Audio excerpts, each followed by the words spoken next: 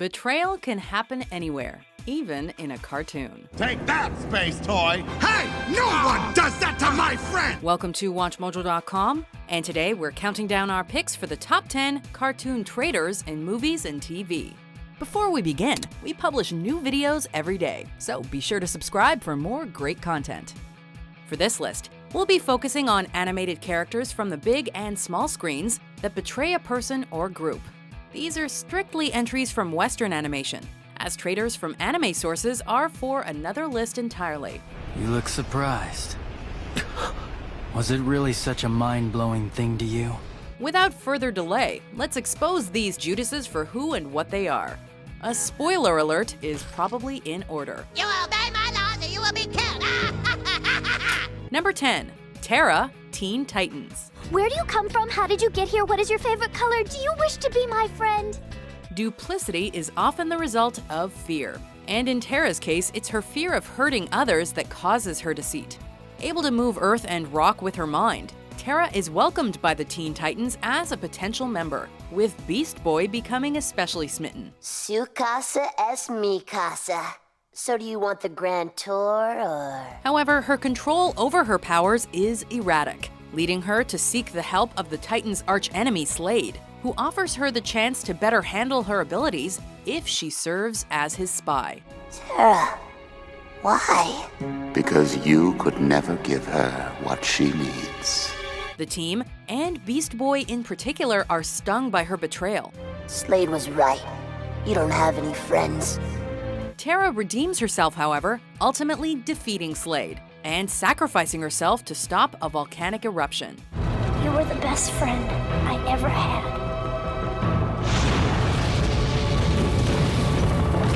Number 9. Barriss Offee, Star Wars: The Clone Wars. After coming to believe the Jedi have strayed from their path and are perpetuating the Clone Wars, Barriss detonates a bomb in the Jedi Temple, killing Jedi, maintenance crew members, and soldiers. The reason we need you. Important it is, Skywalker. Bombed the temple hangar someone has. In using violence to protest violence, Barriss proves herself a hypocrite. But worse still, she takes it one step further by framing her friend Ahsoka Tano for the crime. Barriss? Is that true?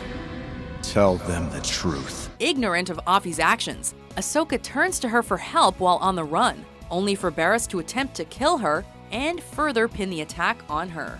Nice, this one is not. I've learned that trust is overrated. The only thing the Jedi Council believes in is violence. Number 8. Don Bellwether, Zootopia. How did you know where to find us? Talk about a wolf in sheep's clothing. This seemingly sweet and cuddly mammal uses her position as the mayor's assistant to gain the trust and sympathy of the residents of Zootopia. By appearing to be someone who's submissive and often taken for granted, she's able to fool others about her real character. That's right, Dawn is actually a cruel, prejudiced manipulator, out to get anyone who disagrees with her, especially predators. Predators. They may be strong and loud, but prey outnumber predators 10 to 1. In her quest for power, she not only takes the job of mayor from Leodore Lionheart, but also betrays allies like Officer Judy Hopps. Of course, Bellwether's undoing is ultimately cemented by Judy's recorded confession of her misdeeds when the rabbit turns the tables on the sheep. And I'll dart every predator in Zootopia to keep it that way. It's your word against yours. Number 7. Conway Stern, Archer. So join me in welcoming our new ISIS agent, Stern. Conway Stern. Presenting himself as Jewish, which causes Mallory Archer to hire him as a diversity double whammy. Conway infiltrates ISIS, the fictional spy organization, not the terrorist group, to steal a valuable piece of tech to sell to the Chinese. Seriously, thanks. Oh, don't thank me yet. What? Conway! No! After which he actually stabs Sterling Archer in the back. It's later revealed that Conway is working for the CIA, though he and Archer still have their differences to work out. Archer's mistrust is justified, however, as the double agent shoots him once again in the back, and the truth is exposed. Conway doesn't make it off scot-free though, since he loses what he means to steal, as well as both of his hands, each on separate occasions. Are you kidding me? Number 6. Stinky Pete, Toy Story 2. The museum's only interested in the collection if you're in it, Woody. Without you, we go back into storage. It's that simple.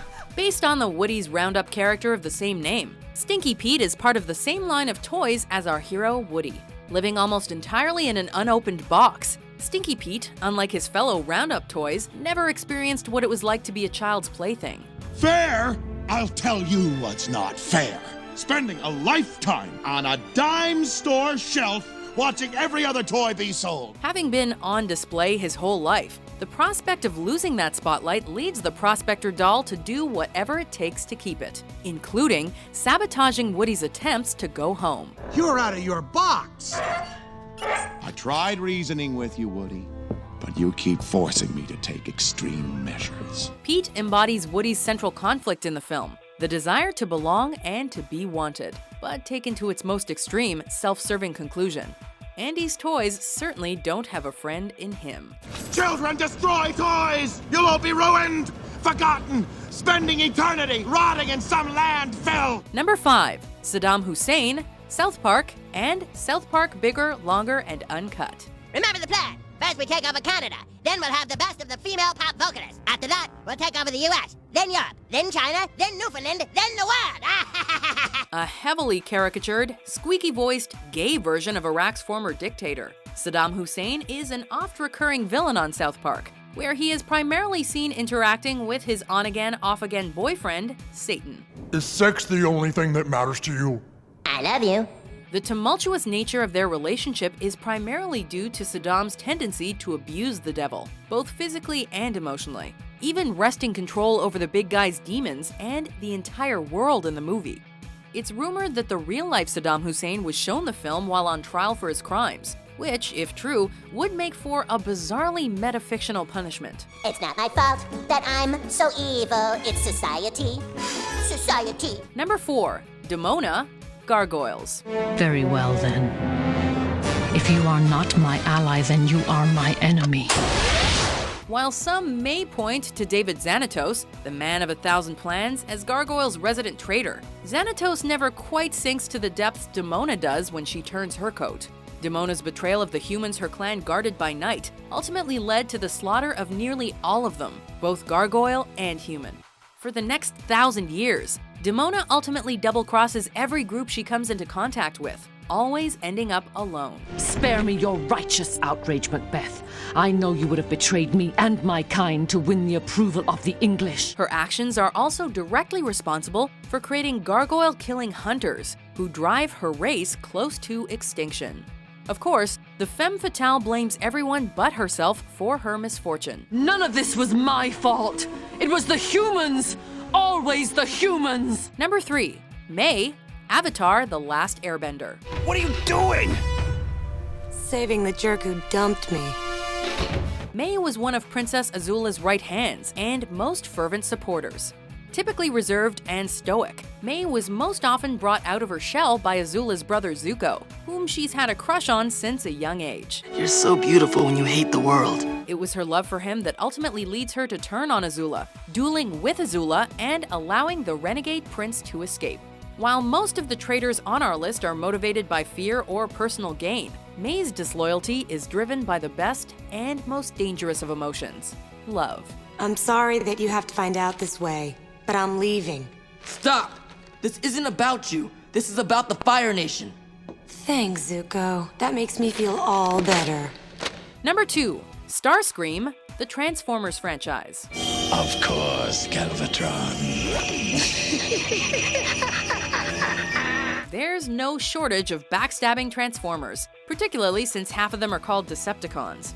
Of particular note is a trio of traitors from Beast Wars, including the treacherous Pterosaur, the scheming Tarantulas, and the noble Dinobot, which are all top contenders.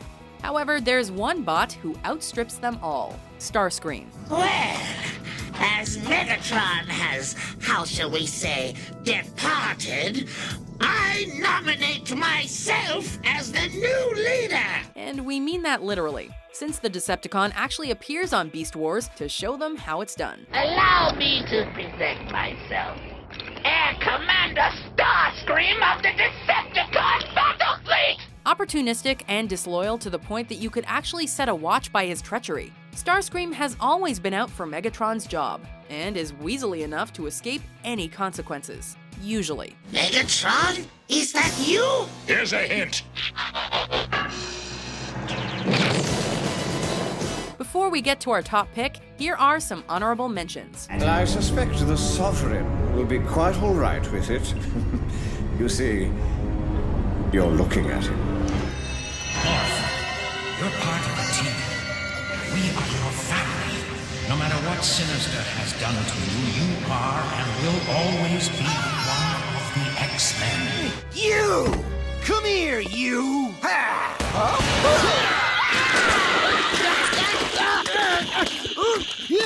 Number 1. Scar, the Lion King. Why, if it isn't my big brother descending from on high to mingle with the commoners. Like Iago, Scar was modeled after a Shakespearean villain, in this case, King Claudius. But the king is dead. And if it weren't for you, he'd still be alive. However, while the parrot's name and disposition are the limit of the similarities in his case, the Lion King is pretty heavily based on Hamlet from top to bottom. And what a benchmark tale of treachery to take as your inspiration. There will be a king! Hey, but you said, I will be king! Scar's deception is more layered than Hamlet's uncle's, though, as he not only murders his brother, long live the king, but the sinister feline also betrays his own allies, the hyenas, in the coup, which leads to his ultimate downfall. If only he'd taken his own advice. Should have been prepared. My friends. Friends? I thought he said we were the enemy. Yeah, that's what I heard. Ed? Do you agree with our picks? Check out these other great clips from WatchMojo and subscribe for new videos every day.